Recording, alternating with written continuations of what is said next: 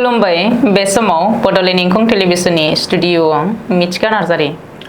खुलुमबाय बे समाव दङ बडलेण्ड इंखं टेलिभिजननि स्टुडिअ आं खोमथागोरा गयारि।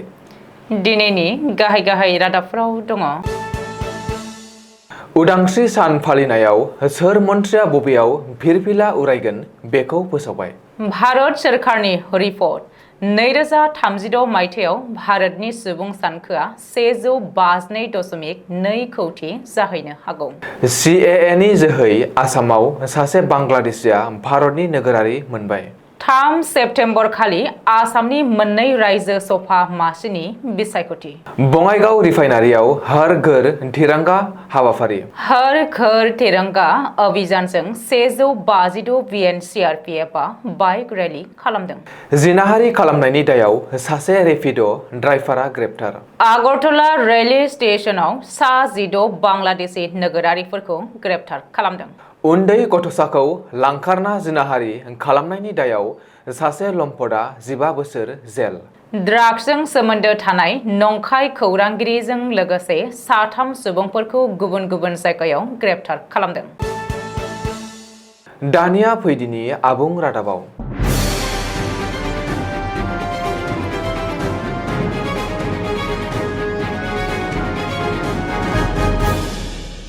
गाबोन 15 आगस्त हादरनि 78थि उदांस्रि सान। उदांस्रि सान फालिनायनि थाखाय हादर नाङै जेरावबो थियारि खालामनाय बायदिनो आसामावबो गोख्रोङै लाहार फाहार खालामदों। उदांस्रि सान फालिनायखौ लोब्बा लानानै गाहाय मन्थ्रि नरेन्द्र मदिनि खावलायनाय बायदियै हर घर तिरंगा एबा नखर नखर हादरनि फिरफिला उरायहोनाय हाबाफारि जागायदों। बेनि गेजेरावनो आसामनि सोर मन्थ्रिया बबेयाव फिरफिला बिरहोगोन बेनि फारिलाइखौ फोसावदों। आसाम सोरखारनि जनस्वयं बिफाना फोसावदों बे फारिलाइखौ। जनस्वयं बिफाना जारि खालामनाय नटिफिकेशन बायदियै 15 आगस्त हादरनि 78थि उदांस्रि सानखालि गिबि मन्थ्रि डक्टर हिमन्त बिश्व शर्माया गुवाहाटीआव खुंजानो गोनां रायजोआरि हाबाफारियाव फिरफिला बिरहोगोन। मन्थ्रि रन्जित कुमार दासआ बङाइगावआव, अतुल बराया नगावआव, उरखाव ब्रह्मआ दरंआव, चन्द्रमोहन पाटवारिया कामरुपआव, केशव महन्तआ हजायाव, डक्टर रनज पेगुआ लखिमपुराव हादरनि फिरफिला बिरहोगोन। बेबायदिनो तेजपुराव अशोक सिंघाल, जरहाटआव जगेन महन, तिनसुकियायाव सन्जय किसान, गलाघाटआव अजन्ता नियक, गवालपारायाव पीयूष हाजरिका, डिब्रुगड़आव बिमल बरा, सिलचराव नन्दिता कार्लसा, नलबारियाव जयन्तमल बरुवाया हादरनि फिरफिला बिरहोगोन। ओरैहाय आसाम सोरखारनि केबिनेट मन्थ्रिफोरनि अनगायैबो आसाम विधान सभानि लेङाइ बुंथिगिरि डक्टर नमल ममिना चराइदेवआव, BTCनि गाहाय मावफुं सोद्रोमा प्रमद बर'आ क'क्राझाराव, कार्बि आलं अट'नमास काउन्सिलनि CEM तुलिराम रंहांआ डिपुआव, NC हिल्स अट'नमास काउन्सिलनि CEM देबलाल गारलसाया हाफ्लंआव, BTCनि डिपुटि CEM गबिन्द चन्द्र बसुमतारिया अदालगुरियाव खुंनाय उदांस्रि सान फालिनायाव हादरनि फिरफिला बिरहोगोन। भारतआव सुबुं सानखो बेफ्रुसारनाया गिख्रंथाव महर लादों। बे समाव भारतआ बुहुमनि गेजेरावनो बांसिन सुबुं थानाय हादर महरै गनायथि जाबाय। सुबुं सानखो बेफ्रुसारनाया हादरनि समाजारि बिथिङाव हुमखि लाबोदों। बेनि गेजेरावनो भारत सोरखारनि स्टेटिस्टिक्स एन्ड प्रग्राम इमप्लिमेन्टेसन मन्त्रालयआ सुबुं सानखो बेफ्रुसारनायनि सायाव साननो गोनां डाटा फोसावदों। मन्त्रालयआ फोरमायनाय बायदिब्ला 2023 मायथाइनि डाटा बायदियै 2036 मायथाइसिमाव भारत हादराव सुबुं सानखोआ 152.2 कौटि जाहैनो हासिगौ। 2011 मायथाइयाव भारतनि सुबुं सानखोआ 121 कौटि 8,54,977 मोन।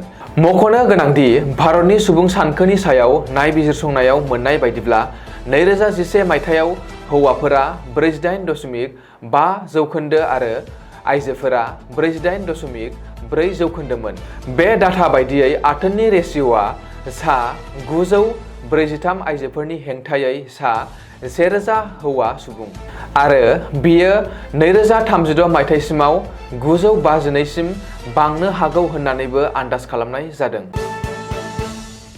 नोगोरारि सोदांनाय आयेन सुंद'यै खानि जोहै आसामाव आयेन बेरेखायै हाबसनफैनाय सासे बांलादेशिया भारतनि नोगोरारि गनायथि मोनबाय। आसामाव खानि जोहै भारतनि नोगोरारि गनायथि मोननाय बिनो गिबिसिन बांलादेशी सुबुं। रिपर्ट बायदिब्ला बांलादेश सिलेट जिल्लानि बराग्रामनि दुलन कुमार दास मुंनि सुबुङा 1988 मायथाइयावनो भारतआव आयेन बेरेखायै हाबफैदोंमोन। नाथाय दुलन कुमार दासआ खानि जोहै भारतनि नोगोरारि महरै गनायथि जाबाय। मख'नो गोनांदि काछार जिल्लानि सिलचरनि बबेबा जायगायाव थांनाय 35 बोसोर 10 दान आयेन बेरेखायै थाबोदोंमोन दुलन कुमार दासजों लोगोसे बिनि बिसि आरो सानै फिसाज्लाया। आयेन बेरेखायै थानायल' नङा, दुलन दास आरो बिनि नखरनि सोद्रोमाफोरा गासैहाबो नकल voter card, PAN card, Aadhaar card, driving licence आरो गोनां डकुमेन्टसफोर दङ। 1996 मायथाइनिफ्राय दुलन दासआ नकल भटार कार्डजों भटबो होबोदोंमोन। रिपर्ट बायदिब्ला सिलचरनि सासे एडभकेटनि सुबुरुन बायदियै दुलन दासआ एनआरसीनि थाखाय आर'जलाइ होआखैमोन आरो खाखौ नेनानै थादोंमोन। गुबुन फारसे दुलन दासनि हेंथायै जेबो केस गैया। बबेखानि खानि जोहै 2024 मायथाइयाव नोगोरारि गनायथि जानाय दुलन दासनि नोगोरारिखौ 1988 मायथाइनिफ्रायनो साननाय जागोन। बेजों लोगोसे बिनि गासैबो आयेन बेरेखा voter card, Aadhaar card, PAN card आरो ड्राइभिं लाइसेन्सफोरखौबो गनायथिनाय जागोन होननानै फोसावदों। दुलन दासनि अनगायैबो आसामाव सा 10 बांलादेशिया नोगोरारि सोदांनाय आयेननि जोहै भारतनि नोगोरारि मोननो आर'जलाइ गथायदों होननानैबो सुलुङाव फोरमायदों। आसामाव लांदां जानाय मोननै रायजो सभा मासिनि बिसायख'थिनि खालारखौ फोसावबाय बिसायख'थि आय'गआ। बे समाव आसामनि मोननै रायजो सभा मासिया लांदां जानानै दं। मिरुनि मन्त्रि एमपि सर्बानन्द सन'वाल आरो कामाख्या प्रसाद थासाया लकसभा बिसायख'थियाव देरहालांनायनि उननिफ्रायनो आसामनि मोननै रायजो सभा मासिया लांदां जानानै दं आरो बै मोननै रायजो सभा मासिनि बिसायख'थिनि खालारखौ बिसायख'थि आय'गआ फोसावबाय। बिसायख'थि आय'गआ फोसावनाय बायदिब्ला 3 सेप्तेम्बर खालि खुंगोन रायजो सभानि मोननै मासियाव बिसायख'थि आरो बै सानखालिनो रिजाल्टखौ फोसावगोन। मख'नो गोनांदि बिजाथिफोरनि नमिनेशन होनाया दिनैनिफ्राय जागायबाय आरो 21 आगस्तसिम बिजाथिफोरा गावबा गावनि नमिनेशनखौ गथायनो हागोन। 26 आरो 27 आगस्तखालि बिजाथिफोरा गावबा गावनि नमिनेशनखौ बोखांनानै लाफिननो हागोन। गासैबो बिजाथिफोरा थि जानायनि उनाव 3 सेप्तेम्बर खालि खुंगोन आसामनि लांदां जानानै थानाय मोननै रायजो सभा मासिनि बिसायख'थि। भारत हादरनि 78थि उदांस्रि सानजों लोब्बा लाखिनानै बङाइगाव रिफाइनारियाव नखरफ्रोमबो हादरनि 3 गाबारि फिरफिला एबा हर घर तिरंगा हाबाफारि मावफुंदों। 14 आगस्त बुधबारखालि बिजिआर, डिजिआर, CISF आरो दिल्ली पाब्लिक स्कुलनि फरायसाफोरा बयबो गाजा गोमजायै बे हर घर तिरंगा हाबाफारियाव बाहागो लादोंमोन। मख'नो गोनांदि बे हर घर तिरंगा अभियानखौ बङाइगाव रिफाइनारिनि ED नयन कुमार बरुवाया बेखेवनानै होदोंमोन।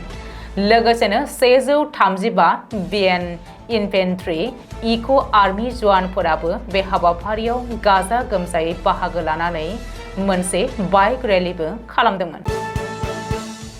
हादरनि 78थि उदांस्रि सानजों लोब्बा लाखिनानै मिरु सोरखारनि बिथोन बायदियै हर घर तिरंगा एबा नखरफ्रामबो हादरनि फिरफिला बिरहोनो थाखाय बयखौबो सांग्रांथि होनायनि थांखिजों चिरां जिल्लानि कुकुरमारियाव थानाय 156 BN CRPFआ 14 आगस्त बुधबारखालि बाइक रेलि हाबाफारि मावफुंदों।